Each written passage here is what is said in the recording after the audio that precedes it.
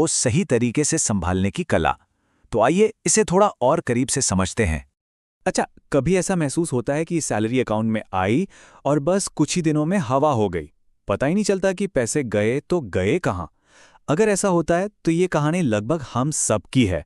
तो सवाल ये है कि ऐसा होता क्यों है और इससे बचने का तरीका क्या है? देखिए, पैसा कमाना तो एक हिस्सा है कहानी का।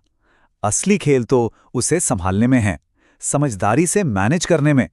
क्योंकि यही समझदारी है जो आगे चलकर हमें असली फाइनेंशियल फ्रीडम, मतलब कि पैसों की चिंता से आज़ादी और एक तरह की सुरक्षा देती है। तो फिर ये पर्सनल फाइनेंस आखिर है क्या भला? देखिए, ये कोई रॉकेट साइंस नहीं है। ये बस 4 चीज़ों का एक बैलेंस है: कमाना, खर्च करना, बचाना और उस बचत को इन्वेस्ट करना। इसे ना एक तरह का रोड मैप समझिए, एक नक्शा जो हमें हमारे फाइनेंशियल गोल्स तक लेकर जाता है। मतलब चाहे घर खरीदना हो या रिटायरमेंट की प्लानिंग, ये सब इसी से होता है। इसका मकसद सिर्फ एक है, पैसे पर हमारा कंट्रोल हो, ना कि पैसे का हम पर। अब जैसे कोई भी मजबूत इमारत बनाने के लिए सबसे पहले क्या चाहिए? एक मजबूत नींव, राइट? बस हमारी फाइनेंशियल लाइफ का भी यही हाल है। और उसकी नींव पता है क्या है? एक सीधा साधा बजट। और बजट का नाम सुन के घबराना नहीं है। ये कोई मुश्किल हिसाब किताब नहीं है। बस अपने पैसे के लिए एक छोटा सा प्लान है। ये एक आईने की तरह है जो हमें साफ साफ दिखाता है कि भाई पैसा आ कहाँ से रहा है और जा कहाँ रहा है। और यकीन मानिए, ये जानना ही सबसे पहला और सबसे ज़रूरी स्टेप। अच्छा, बजट बनाने के लिए एक बड़ा ही फेमस और आसान सा नियम है, 50-30-20 रूल। इसका मतलब क्या है? मतलब अपनी कमाई को 3 हिस्सों में बांट दो। 50% अपनी ज़रूरतों के लिए, जैसे घर का किराया, खाने पीने का सामान, बिजली पानी के बिल्स। 30% अपनी चाहतों के लिए, मतलब घूमना फिरना, मूवी देखना, जो भी शौक हैं। और सबसे इंपॉर्टेंट, 20% हिस्सा ये सीधा जाना चाहिए बचत में, बिना किसी सवाल के। तो चलिए, नींव तो हमने बजट से रख दी। अब घर को सुरक्षित रखने के लिए क्या चाहिए? दीवारें हैं ना।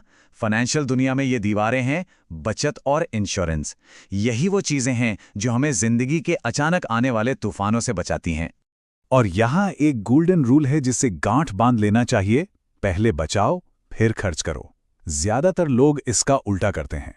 नियम यह है कि जैसे ही इनकम आए, सबसे पहले बचत का हिस्सा अलग निकाल दो, फिर जो बचे उसे खर्च करो। अमाउंट छोटा हो या बड़ा, फर्क नहीं पड़ता। आदत बनाना सबसे जरूरी है। अब बचत में भी एक चीज सबसे पहले आती है, इमरजेंसी फंड। जैसा कि नाम से ही जाहिर है, ये पैसा सिर्फ और सिर्फ इमरजेंसी के लिए है। मान लीजिए अचानक कोई मेडिकल प्रॉब्लम आ गई या नौकरी में कोई दिक्कत हो गई, तो ये फंड एक सुरक्षा कवच की तरह काम करता है।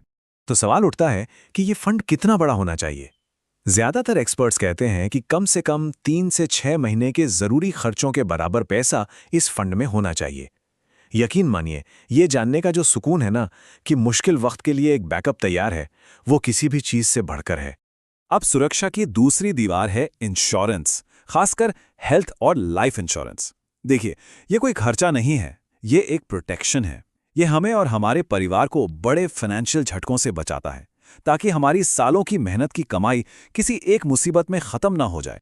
चलिए, तो हमारे फाइनेंशियल घर की नींव बन गई, दीवारें भी खड़ी हो गईं। अब क्या बाकी है? छत।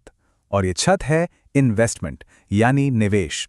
निवेश वो चीज़ है जो न सिर्फ हमारे पैसे को सुरक्षित रखता है, बल्कि उसे समय के साथ कई गुना बढ़ा भी देता है। देखिए, सिर्फ बैंक में पैसा बचाकर रखना काफ़ी नहीं है। क्यों?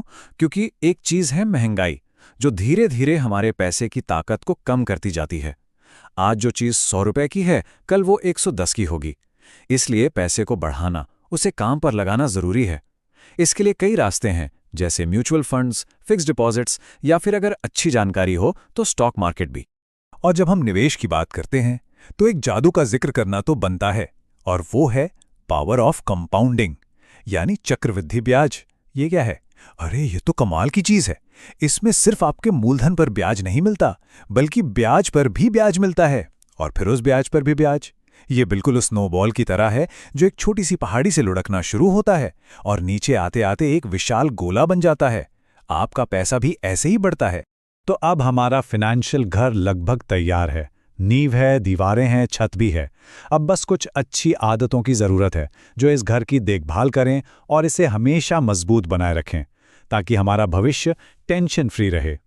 इसमें सबसे पहली और ज़रूरी आदत है फालतू के कर्ज से दूर रहना, खासकर वो कर्ज जिन पर बहुत ज़्यादा ब्याज लगता है, जैसे क्रेडिट कार्ड का बिल न भरना या पर्सनल लोन। ये एक दलदल की तरह होते हैं जिसमें इंसान फंसता चला जाता है। और हाँ, अगर कोई ज़रूरी लोन लिया भी है तो उसकी ईएमआई टाइम पर देना सबसे पहली प्राथमिकता होनी चाहिए।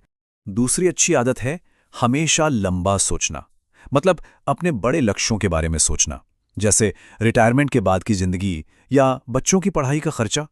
जब हम इन बड़े गोल्स के लिए पहले से प्लानिंग करते हैं तो भविष्य में आने वाले बड़े खर्च हमें डराते नहीं हैं, हम उनके लिए तैयार रहते हैं। तो कुल मिला के बात यह है कि पर्सनल फाइनेंस कोई बोरिंग हिसाब किताब नहीं है। ये अपने भविष्य को अपने हाथों से सुरक्षित करने का एक तरीका है, एक स्मार्ट तरीका। सही समय पर बचत और निवेश की आदत डालकर एक टेंशन फ्री और सिक्योर फ्यूचर बनाया जा सकता है। तो अब ये सब जानने के बाद असली सवाल ये उठता है कि अपने सुरक्षित भविष्य के लिए हमारा पहला कदम क्या होगा। इस पर जरूर सोचेगा।